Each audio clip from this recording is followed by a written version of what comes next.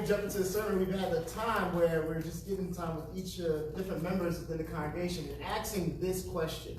The cross of Jesus led me to change this in my life. And so I wanted to get some time with Brother Renby right here. Let's have this conversation before we jump into what we're going to be talking about, and it kind of leads a little bit into that. So I want to ask a question to you, Renby. The cross of Jesus led you to change what in your life? Everything. The whole way. It's a good answer. It's great talking to you. I was thinking about this for a good week, and there's so many different aspects of my life that has changed because of the cross. The one that sticks out to me the most was the cross gave me the ability to see myself as broken.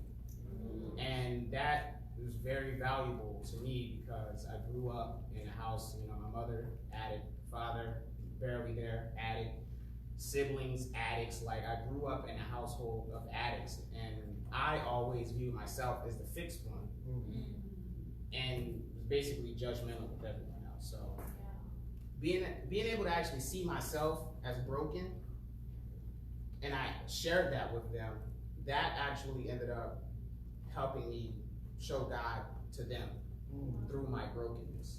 So yeah, through that, I've seen a lot of great change in my family simply because I presented myself as who I am, a broken individual.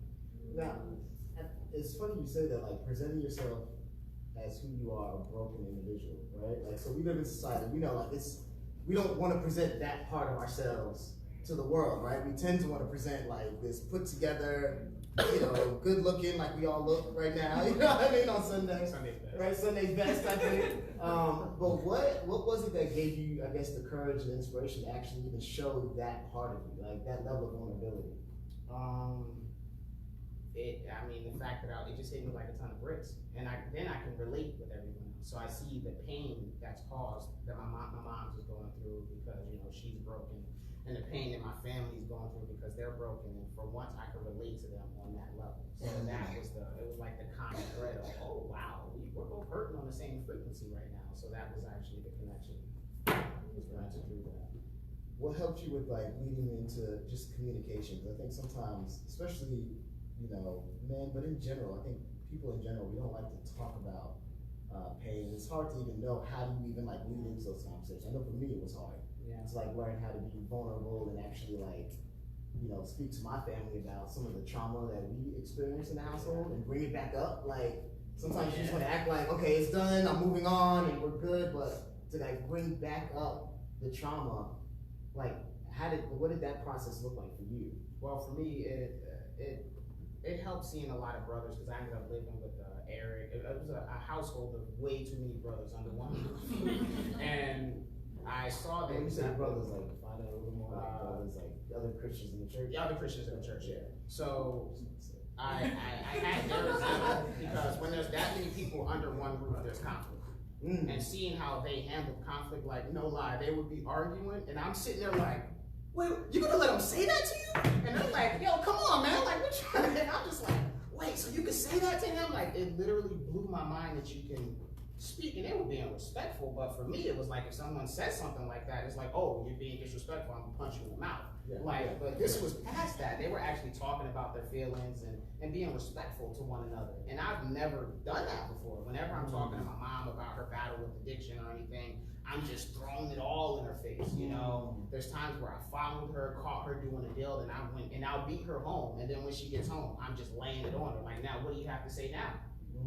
I know you're lying because I caught you in this. And there was never that love. It was just that, just venom that was coming out. And it was because I was hurting. Yeah. And didn't realize how much she was hurting. So I was just spewing that out on her. So once I actually became a disciple, the first thing I did was I apologized. And I apologized to my dad. And I didn't even address a lot of the hurt until I apologized and explained what I essentially was going through, And then that kind of led to why I was acting in certain ways. So. Yeah. No, man, I appreciate your vulnerability with this. And I think it's a big lesson for us all to learn on just the level of communication, kind of leading into what we're going to be talking about today. Vulnerability and being able to empathize and sympathize with people, especially like coming from a household where, again, you deal with struggle, trauma, different pains, and like, okay, how do you deal with this from a godly perspective? And so being able to learn that and balance that as a Christian, that's not easy.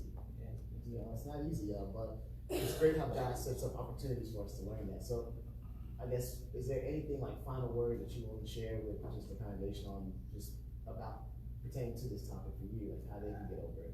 As disciples, Or get through it. our goal is essentially to reach out to our families. And especially depending on the background, church for me was always just a room full of veterans, you know? And nobody ever shared how broken they were. Nobody ever shared their flaws. Everything was just perfect. We're churchy, church, and we're looking down on everybody else. And one thing that I would like to share is just really be open with your family. Go through that. Let them see that, simply because they feel welcome when they feel like they're amongst broken people. Mm. My mom ended up getting baptized, not in this church, but she got baptized in a different church. My sister ended up going to another church. My brother ended up asking me to marry them because he respected my walk with God. So many things happened in my family that wouldn't have happened if I continued on the path that I was, simply because I showed them that I was broken, but not only that, the source of being fixed was Jesus. Amen. Amen. Amen. Thanks so much, man.